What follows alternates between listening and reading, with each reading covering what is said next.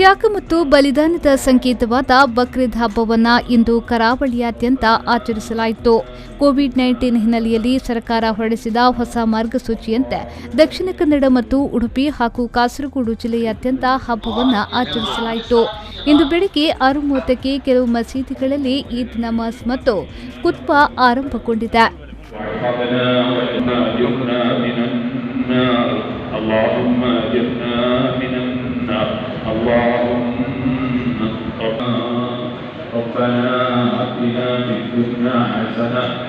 ಕಳೆದ ಬಾರಿಯೂ ಕೋವಿಡ್-19 ಹಿನ್ನೆಲೆಯಲ್ಲಿ ಸರ್ಕಾರ ಕೆಲವೊಂದು ನಿರ್ಬಂಧ ಹೇರಿದ್ದರಿಂದ ಹಬ್ಬದ ಸಂಭ್ರಮವಿರಲಿಲ್ಲ.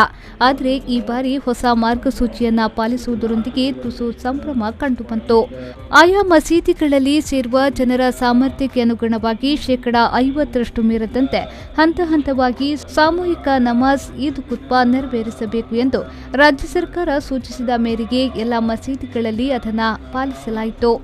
ಅದರಂತೆ ಮಂಗಳೂರಿನ ಬಾವುಟಗುಡ್ಡೆಯ ಈದ್ಗಾ ಮಸೀದಿಯಲ್ಲಿ ಸರಳ ರೀತಿಯಲ್ಲಿ ಪ್ರಾರ್ಥನೆಯನ್ನ ಸಲ್ಲಿಸಲಾಯಿತು.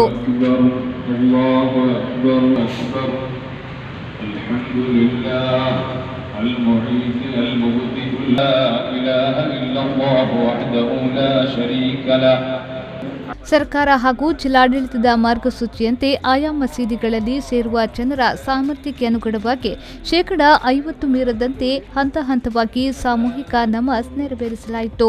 ಇನ್ನು ಮಾಸ್ಕ್ ಧಾರಣೆ ಕಡ್ಡಾಯ, 65 ವರ್ಷ ಪ್ರಾಯ ಮೇಲ್ಪಟ್ಟವರು ಮತ್ತು 10 ವರ್ಷಕ್ಕಿಂತ ಕೆಳಗಿನ ಮಕ್ಕಳು ಸಾಮೂಹಿಕ ನಮಾಜ್ನಲ್ಲಿ ಭಾಗವಹಿಸುವಂತಿಲ್ಲ. ಕೋವಿಡ್ ಮಾರ್ಗಸೂಚಿ ಪಾಲಿಸುವಂತೆ ರಾಜ್ಯ ಸರ್ಕಾರ ನಿರ್ದೇಶನ ಕೂಡ ನೀಡಿತ್ತು.